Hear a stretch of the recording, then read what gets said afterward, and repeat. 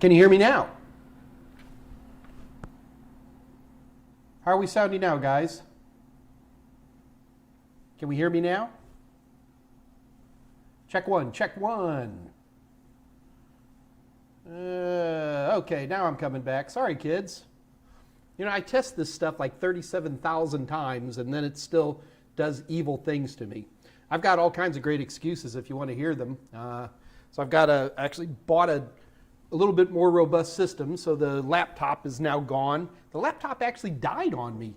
The monitor's gone blank, and I cannot bring it back up. I'm still convinced I've done something stupid, but I'll figure it out. And it gave me an excuse. A little bit better desktop system, a little bit better throughput. Also got a beautiful big, you can't see it over here, but a nice 27-inch IPS screen. So I can see a little bit more. I got another monitor over here for the demo kind of stuff that I have going. So it's a prettier setup. We're getting there eventually. So pretty happy with things. Sorry about last Friday, guys. My internet straight went down. I was on the phone with AT&T for 2 hours, and I now have a beautiful new modem, which is very exciting. So then this is my fiber native Ethernet. You know, just what a hassle. Thank God Dave Rush was there to be able to bail out, and it's my understanding he did a good job and was helpful for those of you who showed up on Friday. Thanks again to Dave Rush for helping me out there. Sure do appreciate it. Today we're going to be doing VLANs and managed switches. We were supposed to do it on Friday before everything went bluey, but so today's going to be VLANs. We're just going to be kind of doing more of a introductory kind of a concept, enough to certainly cover A+, Net+, and Security+, but I'm going to tease you for a little bit more detail on that. Now, do keep in mind, first of all, because you guys are kind enough to even just show up today, we always have a deal for you. So today's deal is all you have to do is type in MMLive 7 and you get 50% off super bundles and practice questions. And is Scott journeying in with me today? Can't tell. Anyway, so I put that up there. I'm sure Scott can type that in as well for us to make sure you guys are aware of that. So you just go to www.totalsim.com, and just because you guys are kind enough to show up, you get 50% off of pretty much all of our testing tools that are out there. So these are already great deals. I mean, I'm pretty sure I'm the cheapest out there already, and this is just 50% off the cheapest. So great opportunity, and just because you guys were kind enough to show up, you get that deal. So the goal of this AMA, more than anything else, is to make sure that you understand that you are the driver of questions. The goal here is that you guys ask me questions and I answer them. Now, sometimes we have questions that take a little bit more time and energy and effort to figure out. And in those types of situations, all you have to do is send me an email. So let me give you my contact information. So this is how to get a hold of me. And all you got to do is go to either one of those email addresses. They both work great. Neither one's, the top one is my professional one. The second one is my personal. If you're a gamer, look me up on Senior Pepe. I got a bunch of new friends. I have not been gaming. That is the office number. It's kind of being filtered right now, but usually during the 9 to 5 business day, you can get a hold of me. You can call me on that number, but to be honest with you, the best way to get a hold of me right now is just send me an email, and I'll probably just send you my cell phone number, and we can talk about anything you want. So there's nothing too top secret about it. I am dehydrated today. I'm also celebrating being 25 pounds down now. I mean, this is amazing. All this, got to admit that the coronavirus has helped me a little bit because I can't go to restaurants. And so I got a nutritionist and trainer, and I'm working out like crazy and all this. And I'm driving down the road like a couple days ago. I start looking at my arm. I'm like, yeah, we're getting back a little tone here. So I'm pretty excited about that. Let's go ahead. I think we got everything covered in terms of the basics. There is no question too dumb here, folks.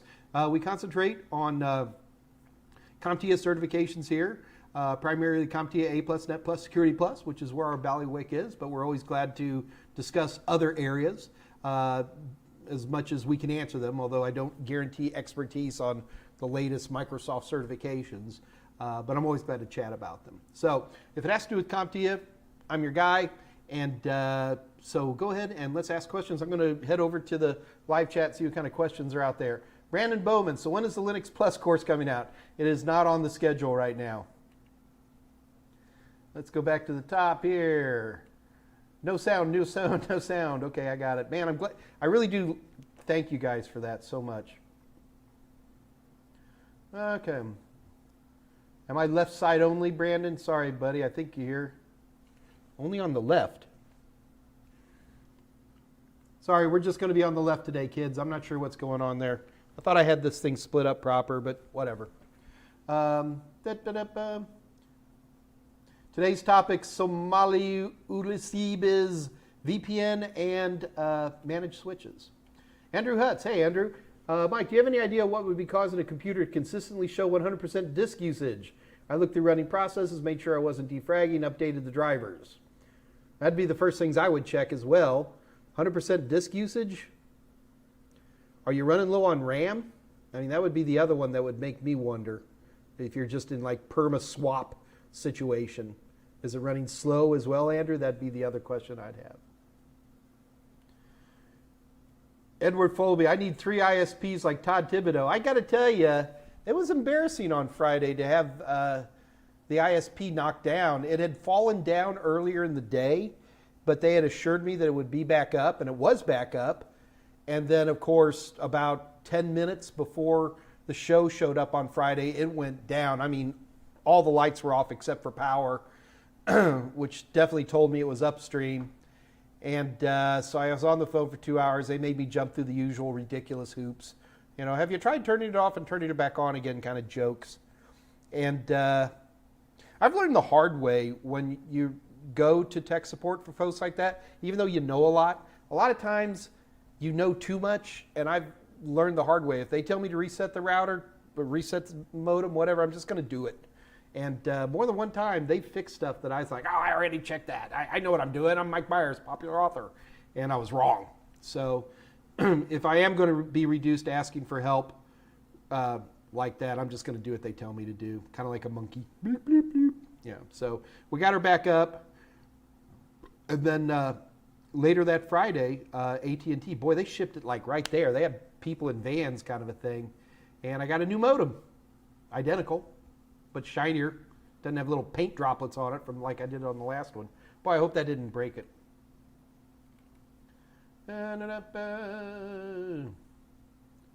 Looking for questions. Somali, who just said, what's the difference between a native VLAN and the default VLAN? Nothing. Yeah, Edward, I'm trying to do the LaCroix thing here. No, I'm not doing any advertisements for LaCroix. So, yeah, the big thing is, you know, move more, eat less.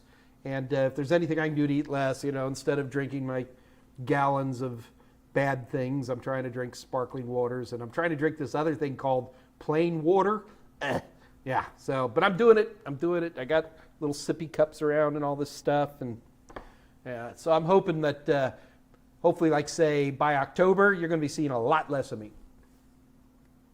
Yeah, sorry about the left side audio, guys. I'm nervous about breaking things, so we'll just put up with it today. I'll have it fixed by next Wednesday. Andrew Hutz, given the relatively low cost of current SATA SSDs, is there any real reason apart from capacity for the average end user to use a magnetic drive? No, not really. Capacity, I mean, that's a big thing why I still use rotational media, is because I want to do a lot of big storage, big RAID arrays, that kind of thing. That's where I'll still use it. But other than that, nope. Yeah, but I mean, price, there is still a pretty good premium on SSDs versus hard drives in a $1 per terabyte kind of thing. So money could be a part of that issue as well.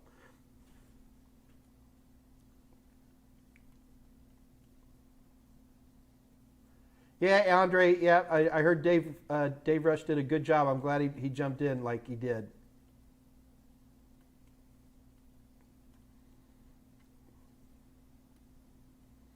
So Andrew Hutz, the only other suggestion I could make without like putting on my Star Trek transport and being over there is go ahead and boot it in safe mode, see if the problem still comes up.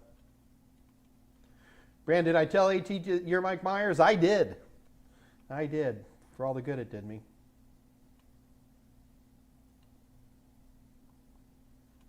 Yeah, I know they go through the little checklist. And again, C Plasman 2009. Yeah, no, I've just learned the hard way over the years.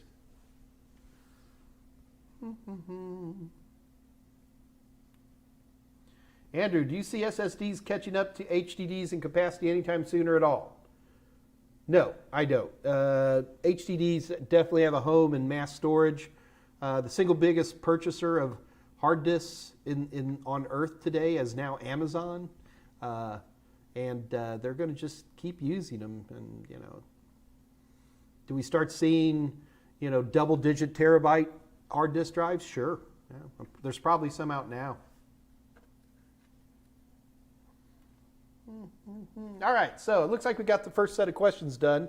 So what I want to do is talk about the idea of managed switches and VLANs. Or actually, probably going to talk about VLANs, and then we'll talk about managed switches. So first of all, let's make sure we understand what a switch is, okay? So here's a picture of the switch here in the office, here at the house, rather, okay? So I got this little Netgear ProSafe. It's a gigabit, 16-port gigabit switch. And it's been working up there in a little closet now for a while. And yeah, I know it's a Cat 5e patch panel, but it really is all Cat 6. And I'm getting really good throughput here. So I got mainly 1 gigabit NICs in the house here, and I get 1 gigabit throughput. Yeah, even with a Cat 5e patch panel. So it works out pretty good. All right. So that little switch runs that is the backbone or my main distribution frame for my house. Coming off of there, I've got a connection to my modem from AT&T. I've got a wireless mesh network running around here. I often have, and then sometimes take out wireless access points that go in and out depending on what my mood is right now. Right now, my mesh is my only wireless access point, but that can change quite a bit based on whims. I have a number of cameras here in the house. They're all hardwired except for one. One isn't hardwired. And then everything else runs through a couple of SSIDs that are coming off the mesh. I concentrate almost exclusively on 5 gigahertz, but you know, I don't want to get into a lot of details on my home network. And so it works pretty good. So let's make sure. So the number one thing I want to make sure we understand is that switches run at layer 2, okay? That means they live on MAC addresses. So I know we always talk about IP addresses all the time, but the reality is that when you're talking, IP addresses don't exist by themselves. The only time they exist by themselves is inside a router. So they come into a router with something around it, usually Ethernet, with the Ethernet MAC address to, Ethernet MAC address from, comes into the router, that stuff stripped off. The router then picks whatever route it's going to go out on, and then it puts on around that whatever that is. So if it's DOSIS, it's going to get a DOSIS frame around it. If it's DSL, it's going to DSL frame around it. If it's going to be Ethernet, it'll put another Ethernet frame around it. Do you understand? I know we always talk about addressing in terms of IP, but the reality is the IP address itself, for the most part, stays, never changes. But as it's going through all these different routers, it's getting, you know, depending on what the layer 2 protocol is for that next thing. Maybe it's Ethernet, maybe it's DOSIS, maybe it's DSL, who knows, who cares? The important thing is that switches, or what we call a layer 2 switch, a classic switch, works with MAC addresses. So with that attitude in mind, I'm going to ask you a question.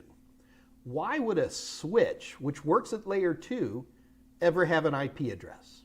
Because many switches do have an IP address. I'll explain to you why in a minute.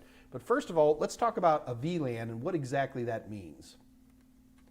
All right, so when we talk about VLANs, here is a switch. So this is the super famous Mike Switch 2000. And yeah, I just came up with that. I had kind of wild hair. Anyway, so when you take a look at this switch, you'll see it's an 8-port switch. And anybody who plugs into this switch is going to be part of a single broadcast domain. Broadcast domain simply means if somebody broadcasts, It is all of the other computers that will hear it. Got that idea? So let's take a look at a broadcast domain in action. So here's my switch, zoomed out a little bit. And what I'm going to do is put, in this case, 8 arbitrary computers around it.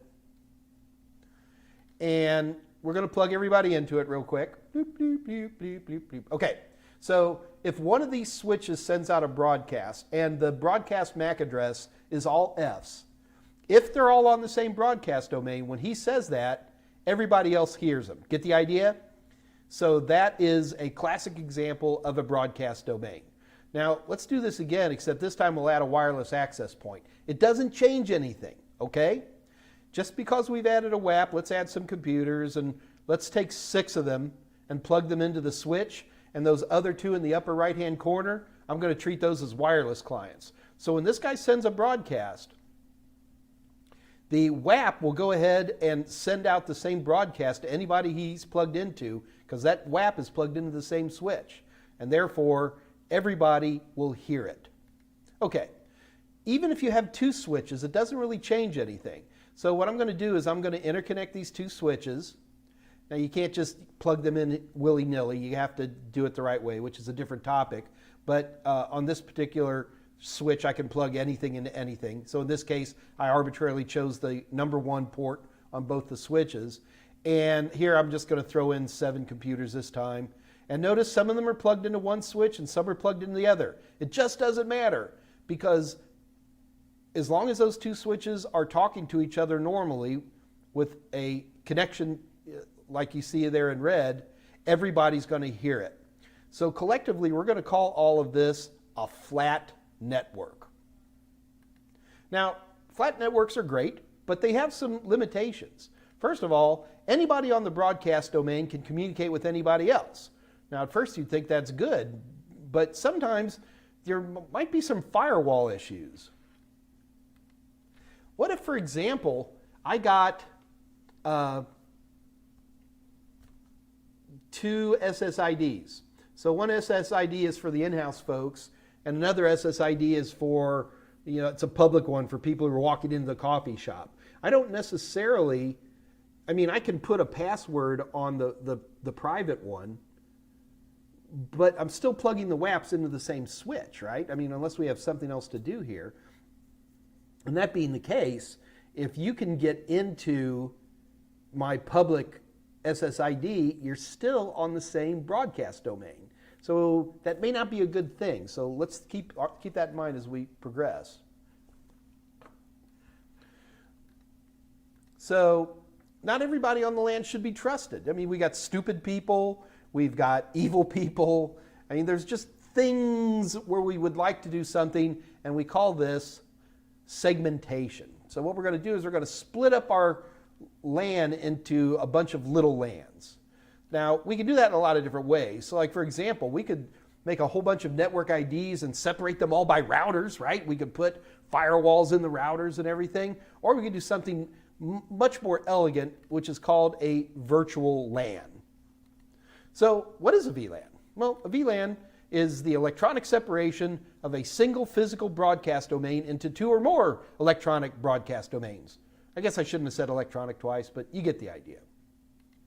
So it's usually created in switches, and every VLAN is numbered. So VLANs go from 1 to 4096. There's actually some limitations where it can't go all the way to 4096, but you get pretty close.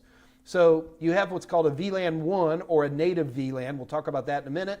But then you name your other VLANs like VLAN 10 and VLAN 20, VLAN 327. There's no special numbering, or you don't have to worry about network IDs or anything like that. You just give them, they're always called VLAN and then some kind of number. So let's take a look at this switch right here. So somehow we're going to go into this switch and we're going to name the first 4 ports VLAN 1. And then I'm going to name the second 4 ports VLAN 2. So you got to be careful when you're talking about VLANs, because most switches, I'm not talking your cheap little $40 unmanaged switch, but we're talking about switches that you can actually talk to. And we call these generically, we call them managed switches. You're going to spend more money. They got some brain power. They have some type of interface so you can configure them. And we're going to be doing that today. But a lot of these switches, these better switches, when you buy them, all of the ports are set to the native VLAN, which is usually VLAN 1. So, but we're going to change that. What we're going to do this time is we're going to set half of them to VLAN 1 and the other half to VLAN 2. And I'll show you how we do that in just a second. Let's make sure we understand why we're doing this. Okay. So now what we're going to do is I'm going to plug some switches in, get them all plugged into this guy. Now you'll notice in this particular case, the first 4 are one VLAN and the second 4 are another VLAN. So this time if we send a broadcast on one of the VLANs, only the guys in this particular case on the left are going to hear it. All of the guys on the right aren't going to hear it at all. It's as though you've taken one switch and just taken a saw and cut it in half. And now you have 2 separate VLANs. By the way, there's a lot of different ways to configure VLANs, but probably the most common way is on a per port basis. Port 1 is going to be VLAN 1. Port 2 is going to be VLAN 20. So in this example, I did it half and half, but it doesn't have to be that way. You can make, this is VLAN 1, this is VLAN 2, this is VLAN 1, you can make anybody anything. Got it? Okay.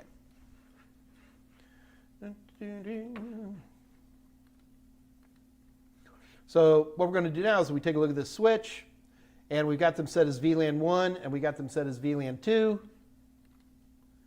And what I'm going to do now is I'm going to create what's known as a trunk port.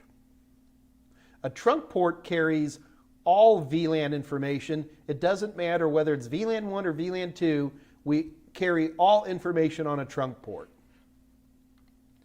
Trunk ports are really important, guys, because trunk ports are what allow us to connect multiple switches together. Traditionally, if you just connect a switch together, it's going to send all the data. But now that we've added this concept of VLANs, if you have 2 switches, you're going to interconnect them normally with a crossover or whatever.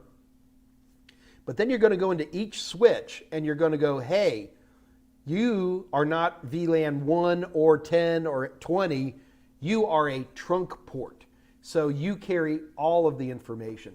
That allows VLANs to span one physical switch. So if I've got 2 switches, I can set some ports on one switch to VLAN 10, some ports on the other switch to VLAN 10. As long as I have a trunk port in between them, we can span VLANs across switches.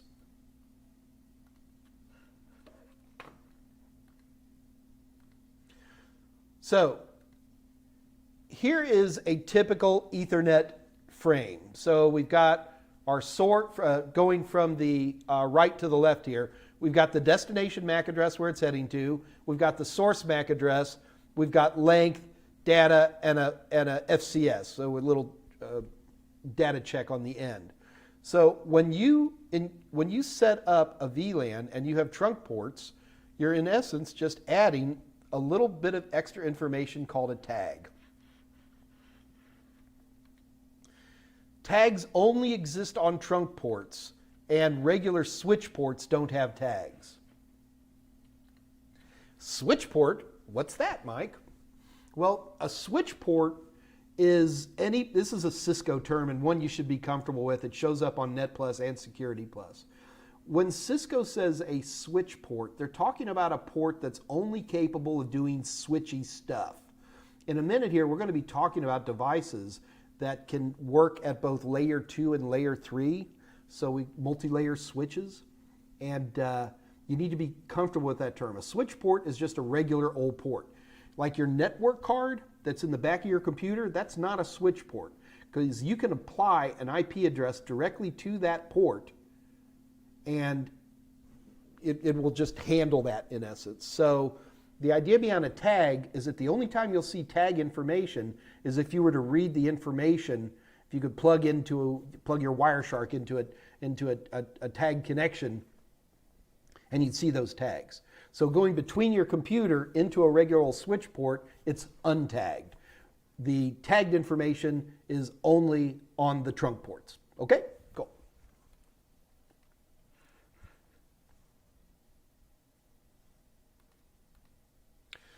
So let's take a look here. So I've got 2 switches this time, and these are both VLAN capable switches. They're managed switches.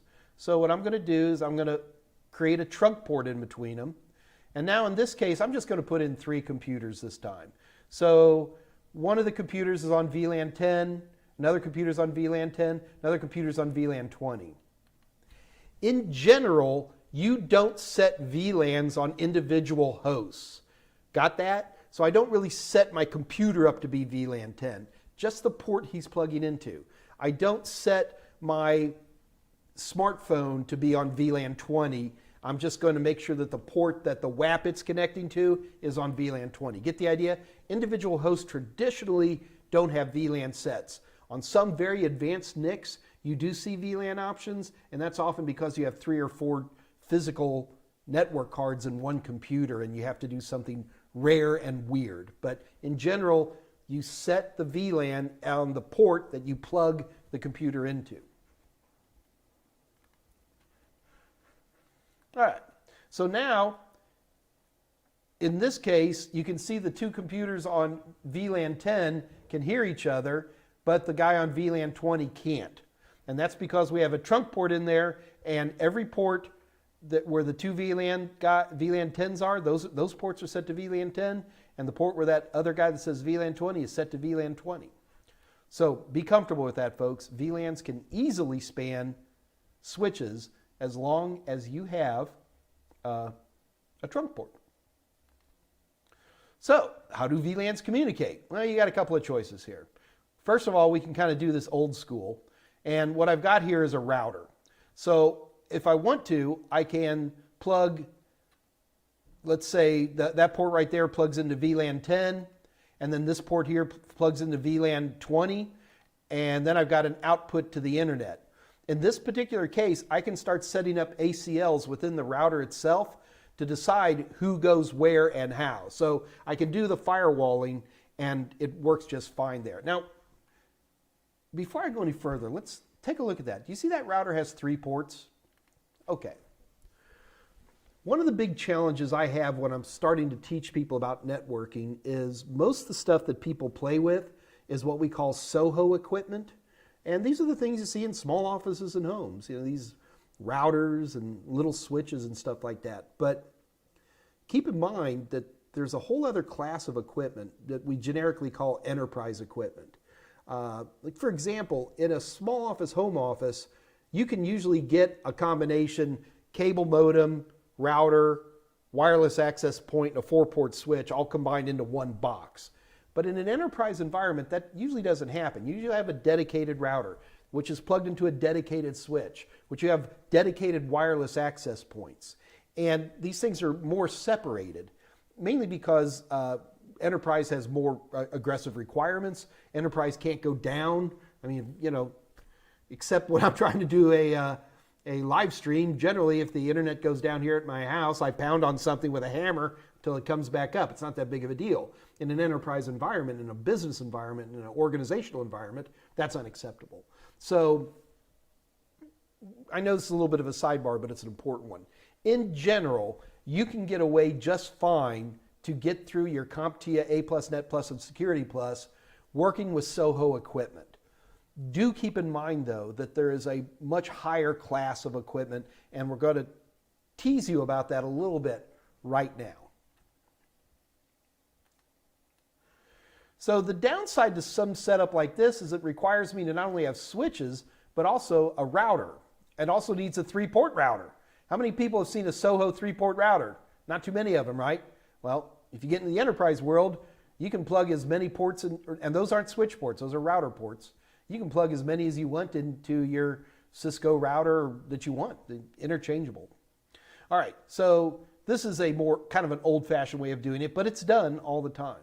So the other way is what we call inter-VLAN routing. With inter-VLAN routing, I can put virtualized routers into a switch, and then through carefully programmed code this is iOS language here, this is the language of Cisco, I can configure that kind of stuff. So in order to do inter-VLAN routing, I can't have just a regular switch. I'd have to have a special kind of powerful switch that can do not only these VLANs, but also do this inter-VLAN routing thing. And that's one of the big separations between the SOHO world versus the enterprise world. And by the way, to get a router that can work, it's really, you're asking the switch, which works at layer 2, to also work at layer 3. I mean, if you've got routers that are virtualized and they're being built into the switch, you're working at layer 3 too, right? 3 also, correct? So then we get in these multi-layer switches world, and now we're talking about, higher end, the difference between a $60 to $100 switch versus a $500 to $600 switch, or more, or a lot more, depending on what your needs are. So be aware that that is definitely out there. Okay, so that's the basics of what VLANs are. Now the problem is, in order to set these VLANs up, we have got to go in and talk to our switch. And you better have purchased a switch which is VLAN capable. In order to configure these VLANs, we have to have what's called a managed switch. You can buy perfectly good, powerful switches for $60, gigabit switches, but they're stupid. They don't have any VLAN capability to them. That's just, they don't do that. All they do is work at layer 2, and that's it. And enjoy. But if you want to do network segmentation, you have to have smart switches which are capable of VLANs plus a lot of other things. Managed switches do a lot more than just VLANs, kids, but this is usually the motivation for people to want to talk about it. So you have to have a managed switch. Great. Okay, so I got a managed switch. How do I manage the switch? Well, that becomes really up to the manufacturer. You can SSH into a switch, and if you can speak complicated Cisco iOS languages, you can do everything through an SSH prompt. But a lot of switches have a web interface. So now back to the original question I asked you before. Why would a switch, what really works for the most part at layer 2, have an IP address? The reason it has an IP address is so you can manage it. So usually what happens when you buy a brand new switch, it's going to come with either a default IP address like 192.168.0.239, or it'll work as DHCP client. But most of the time, if you've got a switch, it's not going to go anywhere for years. So you tend to give switches static IP addresses. There's no law that says you have to do it, but it's a pretty standard convention. So I've set my switch up to be 172.18.13.10. So when I first bought the thing, it was trying to come up as 192.168.0.239. So I had to plug my laptop into it. I had to set my laptop up to 192.168.0.5, anything but 239. And I opened up a web browser and did the initial configuration. Now I need to warn you, that initial configuration, which is now set and working great, is also actually running the live stream. So we are going to go into this switch, but we're not going to make a lot of changes, mainly because I don't want things to die in the middle of this conversation. So with that attitude in mind, let's take a look at the interface for my switch. Whoop, that's the switch. There we go. Okay, so first of all, you take a look up here, and you can see that I'm on 192.168.13.10 because I configured that first, rebooted the guy, and it worked just fine. So I can do things like I can name the switch. Here's where I typed in the information. It was set to DHCP originally, and so I put all this stuff in manually. There's things like loop detection. It's been sitting there for a while. I log back in. So I can do things like loop detection. So if you remember when we were plugging two switches together, whether it's a trunk port or not, you should only have one connection between two switches. If you make two connections, you've created a loop, and we don't like that. So in order to prevent that from happening, most of these managed switches will have a a loop detection, spanning tree protocol, same animal, that will automatically detect it. And if they detect a loop, they will turn off one of their ports automatically. One of the ports that are creating the loop, they'll just turn it off. So, kind of a cool thing. There's all kinds of, what's the status of my ports right now? You can see some of my ports are up, some are down, whatever, so I can look at stuff quickly. Maintenance, so I can reboot things, reset to factory defaults. Firmware upgrades, I can save a configuration, change the password, all kinds of goo like that.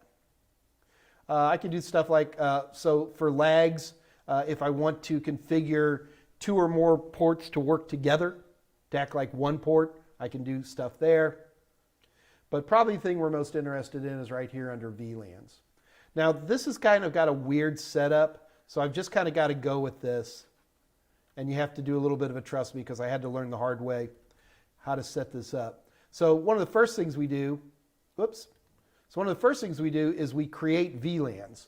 So you can see right now I've got my native VLAN, which all the ports are on. This is pretty standard, okay? And then I've created one new VLAN called VLAN 10. And right now, nobody's actually on that VLAN itself. Guys, I'm really sorry about the sound. In order for me to fix the sound, I would have to stop the live stream. And I apologize for the slight inconvenience of only having to listen on one ear. And I promise I'll have it fixed on Wednesday, okay? Thank you. All right, so once I've created a new VLAN, so in this example, I've made a VLAN 10, I can then go into individual ports and choose which VLAN I want them on. So you can see right now, the U stands for untagged, which means they're not trunk ports. So I can set this to VLAN 10, and right now nobody's on VLAN 10. If I wanted to, I could arbitrarily pick one of these, and now I've just put port 9 onto VLAN 10. Get the idea? Also, if I want to, I can set up trunk ports by just clicking in the little T there.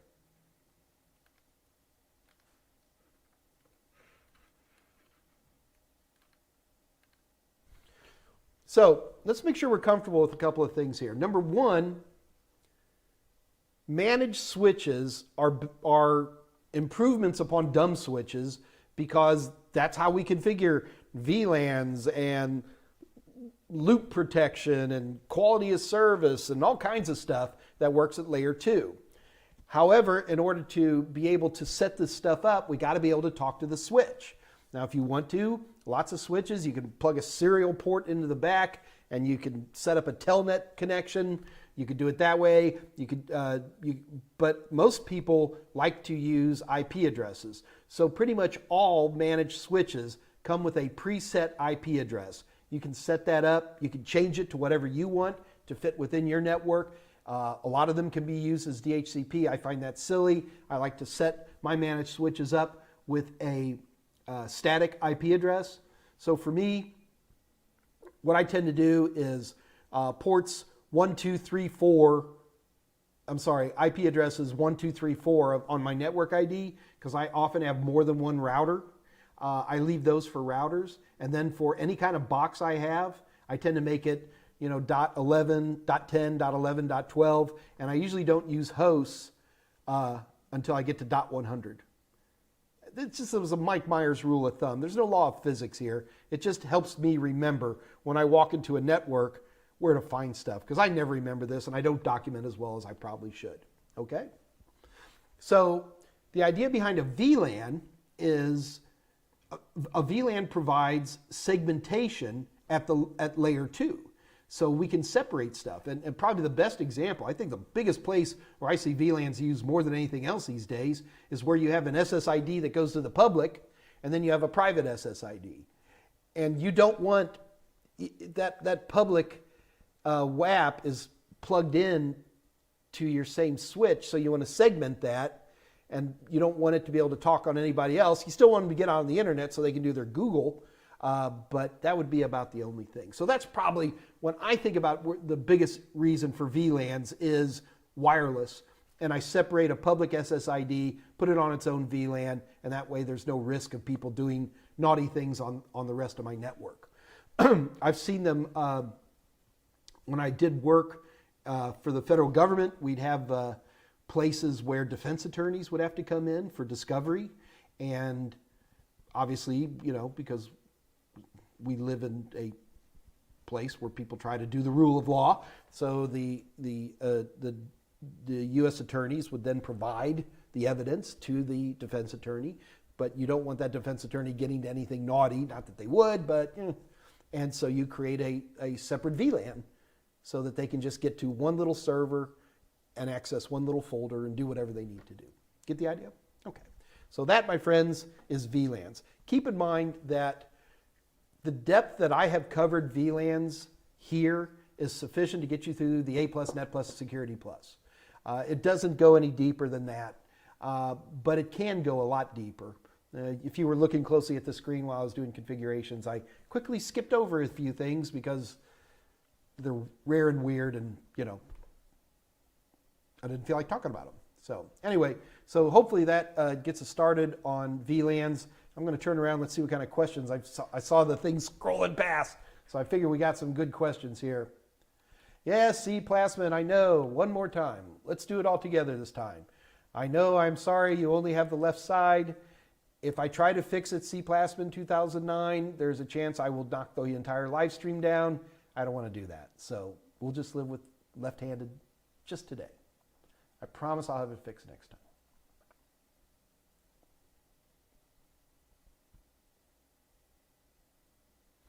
All right.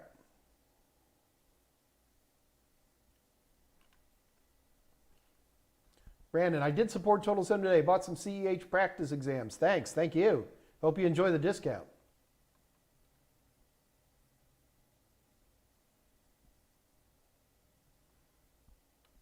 Hiba Alzane, very big fan. Thanks to you, sir.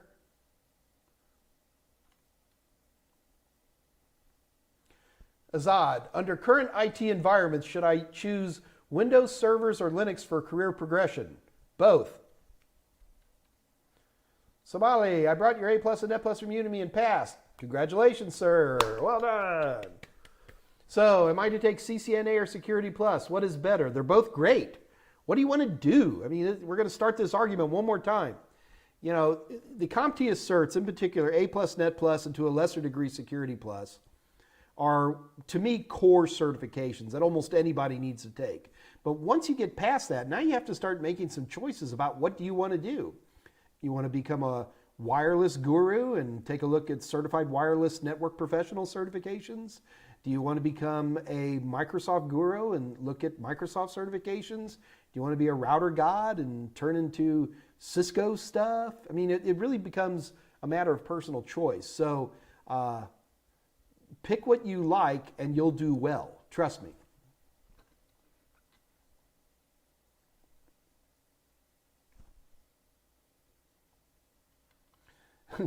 Mike's switch runs on pfSense, I bet. It very well could be.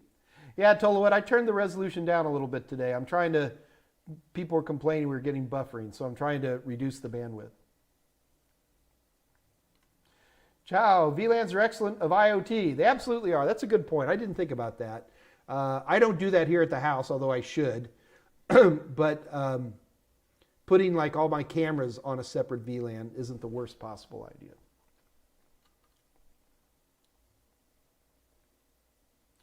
Gino, creating VLANs on managed switches is cheaper than buying multiple routers. It is. Yes, it is. Andre, so you create two LANs on one switch and you can configure what they can and cannot say to each other. No. When I set up a VLAN, all I can do is separate them. Now in terms of how do they talk to each other, I can take a router, all right, and plug one side of the router into one VLAN, the other side of the router into the other VLAN, and then using standard firewall rules and things like that, I can separate them that way. You can do all kinds of cool stuff. One thing, like you can use more advanced DHCP servers that pass out one set of DHCP on one VLAN, another set of DHCP on the other VLAN, all kinds of cool stuff like that. But what we typically see, and there's no law of physics to this, is that we use a little bit more advanced routers that have this inter VLAN routing capability So we don't actually have to buy another router. A lot of times you just have one or two of these more advanced switches, and then they have the inter VLAN routing built into them. That's all you got to do. Trump port, ha ha ha. C Plasman 2009, is there a maximum cabling distance between each switch and router? Yep, depends on the layer 1 technology you're talking about there. So if it's going to be a more advanced single mode fiber, you could be 40 kilometers apart. If you're going to be using 10 gigabit Ethernet on Cat 6A, then it's like 55 meters. It's far.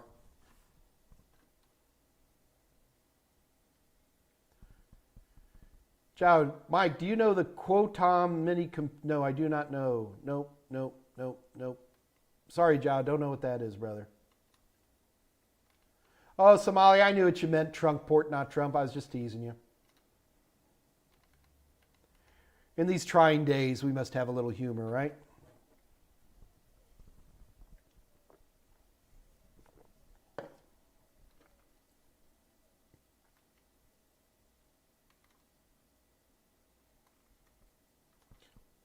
Am I able to do that using pfSense in the Soho world? Sure. Honestly, though, if I were going to be looking for toys to play with at surprisingly low prices, I've been really pleased with Ubiquiti. Ubiquiti sells, for example, a wonderful little, I don't have one on me, it's a 5-port router. Little tiny box, 5 RJ45 ports on it. It's got a web interface. It also has their own little SSH tied up a terminal interface. Wildly powerful. Oh my God, it's an amazing little box. Yeah, they're great.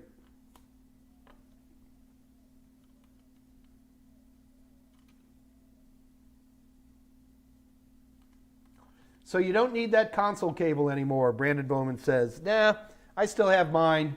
The rollover cable, I can never remember. The blue cable, it's got the RJ45 looking connection on one side that you plug into the back. This is a Cisco device.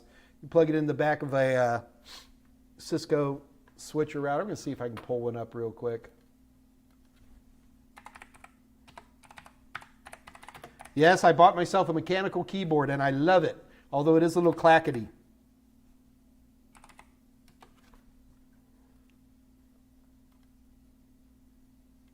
There we go. So these are rollover cables. So you plug this port.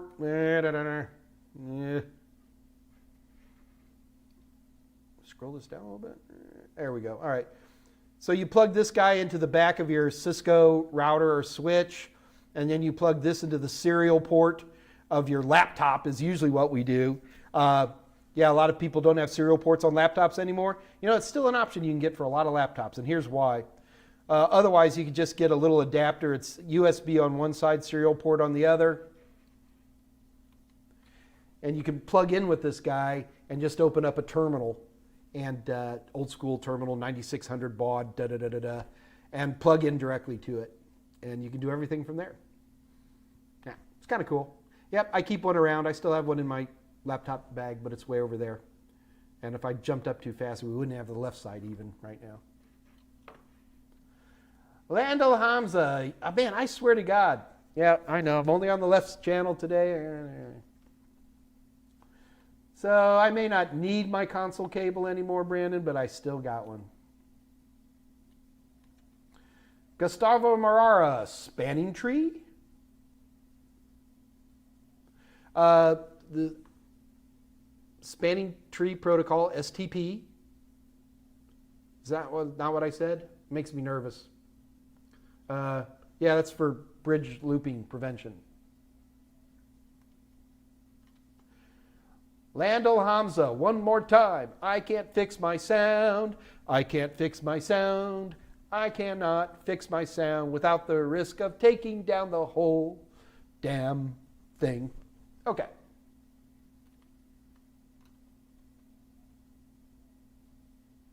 Mutant Mike, there are other protocols in spanning tree. Okay. Mutant Mike, the only thing I can say in response to that is you may be right. I'm not aware of them, and you would get questions wrong on the CompTIA exams if you chose anything other than spanning tree. Mutant Mike, he's used to doing his through the CLI, which is, you know, that was the one thing I always kind of wondered about with CompTIA, because if you want to get anywhere, in my opinion, in networking in the world, you pretty much ought to consider Cisco certifications. The Cisco IOS is the lingua franca for talking to most enterprise level switches and routers. It's not graphical.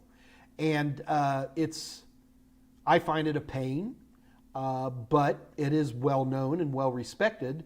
And for example, if you ever got into become certified wireless network professional, if you went for any of your CWNP certifications, they'll just straight up tell you. They're like, be a Cisco guy.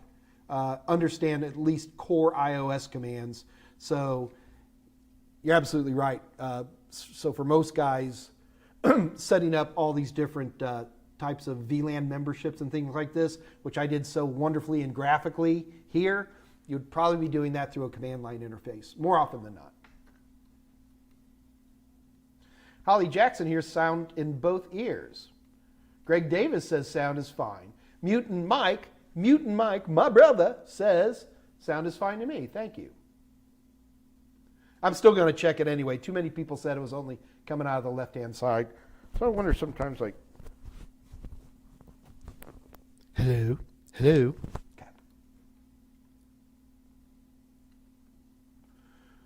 Do-do-do-do. Yeah, Mutant Mike, I love the sound of a mechanical keyboard too. You know, it sounds like, reminds me of the good old days. Russ Morgan, if you configure 2 ports to 2 different VLANs, do you have to set the NICs and clients to use one or the other? Generally, no. No, usually individual hosts don't know anything about VLANs. There are some rare and weird situations where that might come into play, but generally no. So whether it's a smartphone or a printer or a camera or a desktop system, generally they are VLAN agnostic. It's the port that you plug them into that defines the VLAN. You can do some crazy stuff with VLANs. This is going to be outside the scope of CompTIA, but like for example, in certain enterprise environments, you can configure a MAC address to a VLAN. So you can say, okay, MAC address whatever is always going to be on VLAN 10. And then you can take that device, and wherever you plug that device in, anywhere, it will be on VLAN 10. It's not done very often, but it is certainly a capability. And if you want to get into that kind of stuff, take your CCNA. Boy, that'll get you started on that stuff.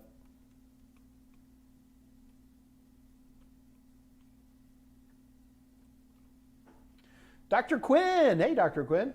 Now, since you had the internet trouble on Friday, do you think it would be a good idea to have a troubleshooting live stream session sometime?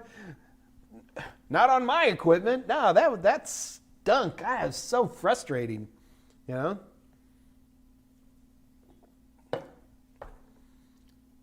I'll tell you what though, Dr. Quinn, if you come up with scenarios, we can always talk about them. But no, I don't want to do that was painful. I don't want to do that again. Man,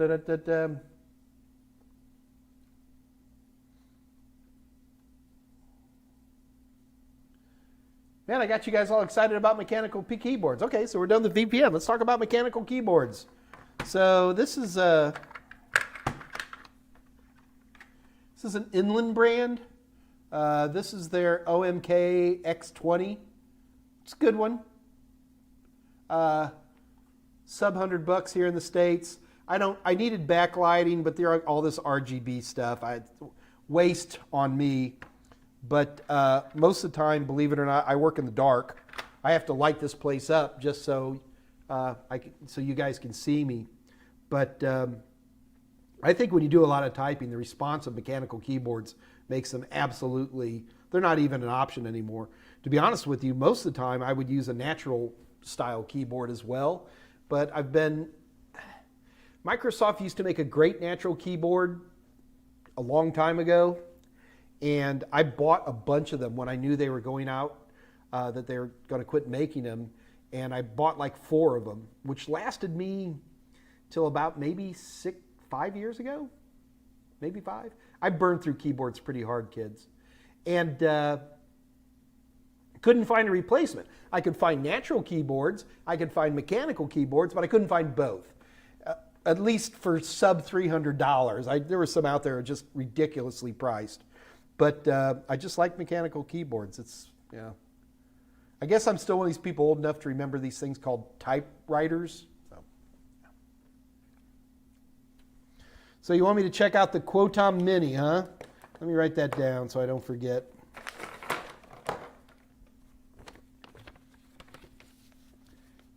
Quotom, okay, Joe, just for you, brother.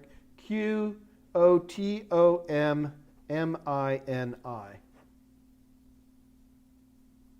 So you keep calling them PCs, but they're great for home networking. Wouldn't any PC be great for home networking? Whatever. I'll check them out. Put them on my envelope of all remembrance here. So funny. I live in such a pen and paper world now. And I'm big on, you know, I've got like here on my Galaxy, I got 2 different note functions. You want to see my grandson? You want to see my grandson? Yeah, that's William. He's a great kid. Yeah, that literally just came in. So anyway, like here on my, I use all kinds of note functions. God, it's so bright. There we go. But I still end up using a pen and paper more often than I'd like to admit. I go through a lot of them. Holly Jackson, ASMR. I just discovered what ASMR was fairly recently. Interesting stuff. Mini PC. He is cute, isn't he? I like him very, very much. All right. Tell you what.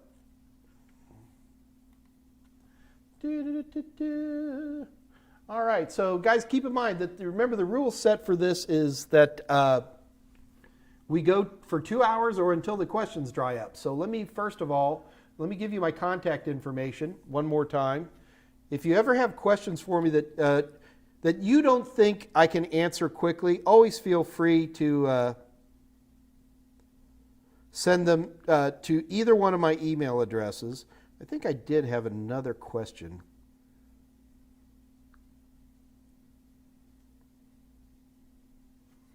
All right, let's take a look here. So I did have an email question. I didn't see this. Let's see if I can answer this one. I attempted to start working with Ubuntu in VirtualBox. So we've been talking about virtual machines a lot in here. I allocated 4 GB of RAM and 10 GB of disk space. Probably fine on the RAM, probably not enough on the disk space. After the initial installation, I restarted the VM and the system looked as though it crashed. I closed the VM and restarted, then the desktop GUI loaded fine. Okay, then you're okay. Also, when I attempted to drag the screen or go full screen, it won't get any larger, even in full screen mode. Okay, I can show you a couple little tricks on that. Let me, VirtualBox is an absolutely amazing VM tool, especially as your first VM. I absolutely love it. But it does have a couple of features you got to be careful about. See if I can bring this over for you guys to see. So when you're downloading your first copy of VirtualBox, remember that the 6.1 requires virtualization is built into it, which you're going to be hard-pressed to find a CPU that doesn't have VTX in it anymore. But you know, if by some chance you do, you can still get the VirtualBox 6.0, which doesn't require that. But the other thing that people often forget to do, and this is important, is you've got to grab this extension pack. The extension pack is absolutely amazing. So I forget all that the extension pack does. It has full-blown support for USB 2.0 and 3.0. It supports disk encryption. It supports NVMe and PXE booting. which is important if you're going to be going that route. It actually does more than that, but they're not showing it. Like for example, with the extension pack with VirtualBox, you can move your mouse in and out of the virtual machine. Because think about it, you got a virtual machine, it's going to want to keep the mouse in there, right? And then you have to hit like Control Insert or something like, I forget what the key is, to get your mouse to come out. So with all that, it makes your life a lot easier. The other thing you should do, let's see if I have.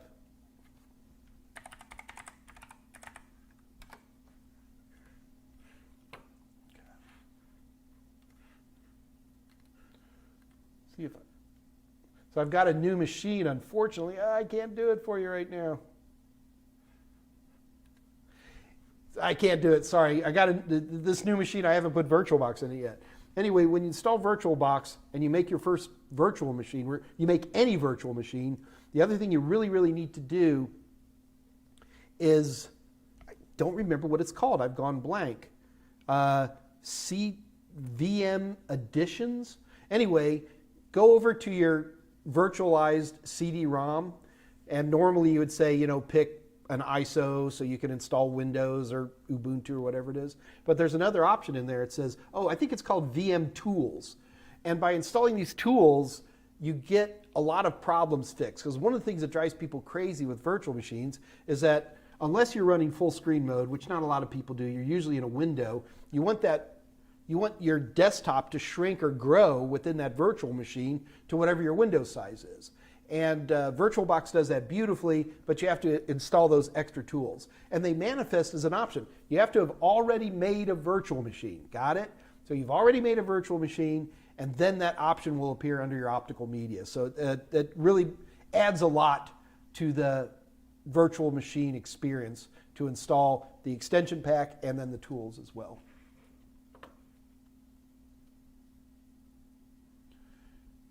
Geraldine Berna, is it possible you can give us a tour of CompTIA headquarters? Now, Geraldine, keep in mind, CompTIA headquarters is way up in Illinois, close to Chicago.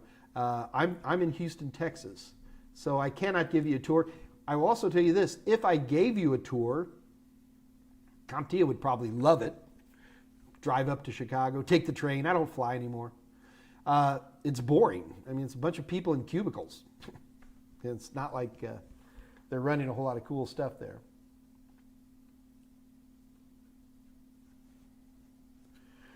Okay, C Plasman 2009. Other than CPU ID, Cupid, I think he means CPU ID, don't you, brother? Wasn't there a PC analyzer you may have recommended to DL and assess your PC for proper RAM selection, use for an upgrade? Yeah. I don't have any of these toys on this new box. What did I call it?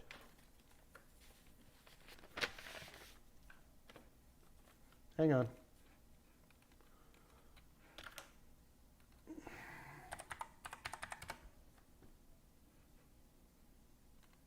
I'm downloading CPU ID real quick.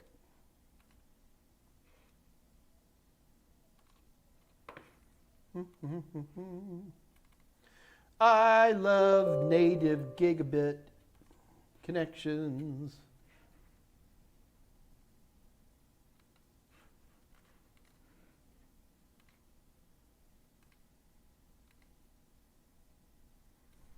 We're installing now.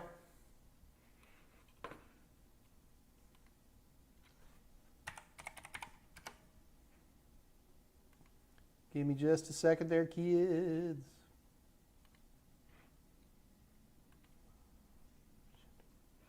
Oh shit, oh shit, oh shit.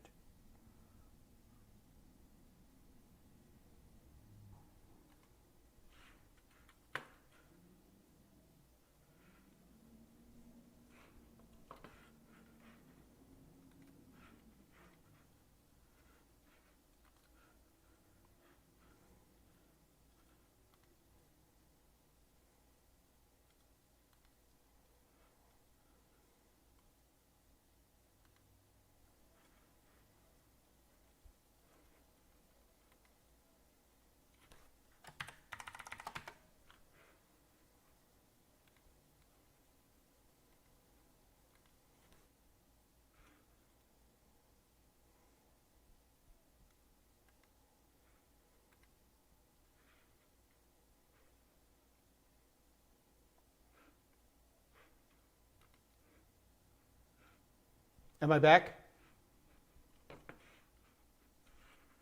Am I back?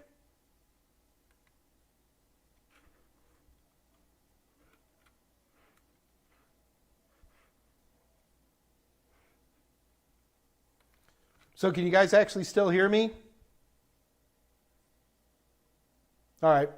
Anyway, so I was trying to install CPU ID real quick, and it for some reason CPU ID closed down my YouTube browser window. So I'm trying to get back in, but it doesn't look like it's going to let me play. So sorry about that, guys. As long as you can hear me, I'm going to stick around a little bit longer. But yeah, unfortunately, it is not letting me get back on. I'm going to keep trying, though, for a minute here.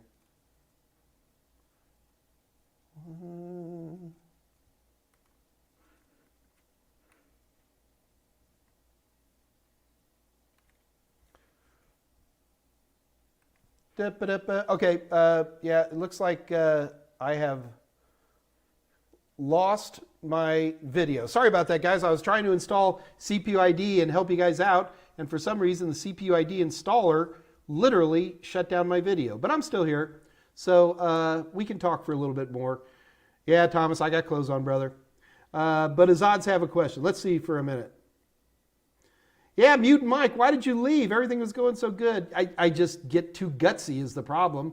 I mean, what would be the problem installing CPU ID while we were talking, right? That shouldn't have been a problem. But it was. I'm going to try one more. We're going to give it one more quick try. Did I come back alive? Yay! Whew! Boy, that was not comfortable. Okay. Sorry about that. Word to the wise, don't try to install CPU ID with a Firefox browser because they don't like each other. I do this for free, okay? Oh my God. Holy smoke. This is why all these other guys don't do live stuff. You know, they always just record it. They're smart. Yeah, so... Yeah, I brought it back online, and so what happened that allowed me to bring it back alive? Oh, so my OBS Studio disconnected from the YouTube. So I brought the YouTube back up, but the OBS said, oh, you're done streaming, so we'll quit. All right, we're good. All right, so we're back. All right, well, I'm afraid to run CPU ID. I'm just afraid to run it. So I'll tell you what, I'm going to have to remember. There was another tool. The thing that CPU ID didn't do for years is that if I've got a system that's got, I don't know, 8 gigs of RAM in it, and somebody's like, hey, Mike, can you upgrade me to 16 gigs? Well, the answer is sure, glad to do that. But the problem you always run into is that there's only room for 4 sticks, and they've got 2 gigabyte sticks in there, so they're completely populated with 2 gigabit. So that makes 4 gig, right? So you're like, well, I can't upgrade you to 16, but I can upgrade you to 20. And they're like, that makes no sense at all. And you have to explain to them, well, I'm going to pull out, 2 of your 2s and put in 2 8s, say, to get you to 16, but I'm going to leave 2 more 2s in there for another 4 for 20 gigs. So it wasn't CPU ID. There was a speed test. I think it was called speed test. But I believe CPU ID now has that same feature where it literally will tell you exactly what RAM is in every slot or if there's open slots. But because I'm paranoid right now, I'm going to let you guys check that out, or I'll get an answer for you, see whichever comes first.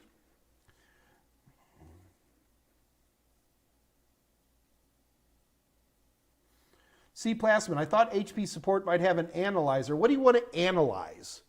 You analyze RAM. I don't want to get locked in semantics here. You want to see how much RAM you have and what kind of sticks and what type of RAM it is and what speed is it. So that's all SPD information. And speed test or CPU ID, both of those should be able to do the job you're therefore. Ronnie Fuller, should I get my fundamentals cert or just A+? Thanks, you're awesome. Ronnie, what do you want to do? I mean, you know, it's always the million-dollar question. Where do you want to go with this? IT Fundamentals is an amazing certification. It's also dirt cheap. It's only like 40 bucks. Don't hold me to that number. And for a lot of people, taking IT Fundamentals is a great cert, maybe because it gets you kind of into the certification groove, you know, because you got to sit down and take it on the testing center and all that kind of stuff. But to me, IT Fundamentals is aptly named. It's designed to get the fundamentals of IT. I like to use the analogy of IT as automobiles a lot. So to me, IT Fundamentals is kind of like getting your driver's license. It's more of a user function, so that you have an understanding of how computers and networks work, but at a very user level.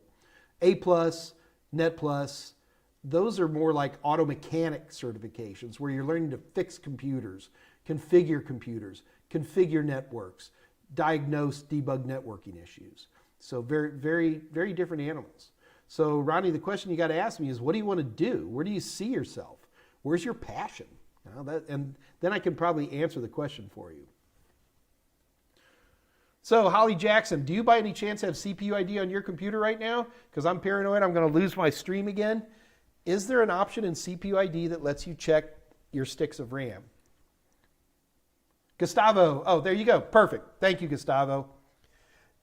The reason that's really important to me is, number one, I'm lazy and I don't like crawling under machines or unscrewing a bunch of screws off the back of a laptop only to discover how my slots are being or not being used. I don't mind adding RAM, of course. I mean, that's easy enough. But boy, CPU ID has a handy tool for that. Just you can look, you can go, oh, I got 2 empty slots, no problem, brother. It's DDR4, you know, PC 2600. I'll go to the store and get that for you. Ronnie, I eventually want to work on hardware. Okay, you mean like desktop systems? So you want to, that would be, by many people, that would be considered like a level 1 tech support, which is a great place to start, fabulous place to start. Then I would probably go straight with A+, to be honest with you. IT Fundamentals really is more of a user function thing. That is a great one. In fact, Scott Jernigan, who's wonderful helping me out here today, literally wrote the book on IT Fundamentals and has an amazing book out there for you. Should I get my fundamental certificate? Okay, so you answered that one. All right, so I think we got all the question answered for today. All right, so I'll tell you what we're going to do for funsies today. Let's have a contest. So the contest we're going to have to do today, and it's going to be for a $25 gift certificate from somewhere. The problem is we've been using $25 gift certificates from ThinkGeek, GameStop, and we've had a couple of problems with it. So what I'm going to do is there's plenty of alternative ones, and we've been looking at them. We haven't had an answer yet, but I will get an answer. Promise. But let's go ahead and have a quick little competition. It seems like the questions are running down, so we'll call it a little short today. But before we leave, and I actually didn't ask this, I don't have the answer for this. I'm going to want you guys to do a little research. And anybody named Mike should probably not be in this competition because you're too much of a ringer, but I'm not going to stop you. So you guys want to do a competition real quick? Anybody interested? Say yeah or yay or something. I'm watching. Hey, if nobody wants to do a competition, I'm cool with that. We can just sign out and pick up again on Wednesday. Andre does. Tolowit does. Okay, there we go. That's better. All right. All right. So again, I did not actually cover this in today's lecture about VLANs. So you're going to have to do some quick research on this. So give you a clue. Get your web browser open now, okay? I'll wait.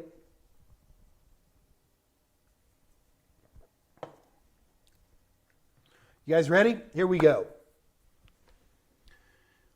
What 802 standard covers VLANs?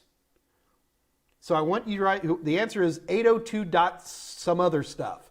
So the first person to type in what 802 standard covers VLANs is going to get a gift certificate from it's probably going to be GameStop because I think they're okay now. Nope, not 802.3. Keep going. I'll give you a clue. After the dot, there's 2 more things you have to type. So you got to do some quick research on this, kids. There we go. Gustavo got it. Yay, Gustavo Marara. Gustavo, tell me you're in the United States, please. Yeah, I got to give it to Gustavo, man. He was the first guy up. Gustavo, you have won a $25 gift certificate too. It's probably going to be GameStop/ThinkGeek. But if that isn't working, we will give you a fun alternative other place. And so you have won a $25 gift certificate. Gustavo, all you got to do, brother, is send... You're not... Gustavo, what country are you in, brother? Type it in, man. I just want to be in a country I know I can get it delivered to you. Because even if we can't, we'll come up with a equal or better value. Oh, you're in the UK. Fine, you're set. All right. Cool. So we're going to get you a $25 gift certificate. Not sure what that is in pounds these days. Isn't a pound and a dollar just on about the same these days? And congratulations to you for winning the $25 gift certificate from ThinkGeek/GameStop.com, where you can get cool stuff like caffeinated soap on a rope and USB-powered ground-to-air missiles and T-shirts that say, "No, I will not fix your computer," and "Have you tried plugging it in, turning it off, and turning it back on again," and all that fun stuff. Yes, Gustavo, you need to send an email to where Scott Jernigan has typed that in a moment ago, KathyY@Total7.com. And Gustavo, we will be doing this again soon. We'll get the gift certificate thing ironed out here shortly, kids, because I don't know. I like giving away gift certificates, but Kathy Yale was having trouble with these guys, so I've been kind of backing off on them a little bit, but we're going to gamble everything is doing okay.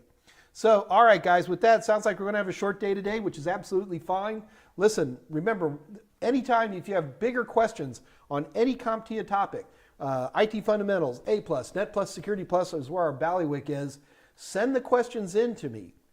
I'm always glad to take questions live, but a lot of times, especially if you visualize the question as being a little bit more developed, then send me an email, ask me that question, and we can go ahead and get those answers for you. And who knows, I might even have CPU ID installed next time and not take down the whole dang live stream. Why do I do this for you guys?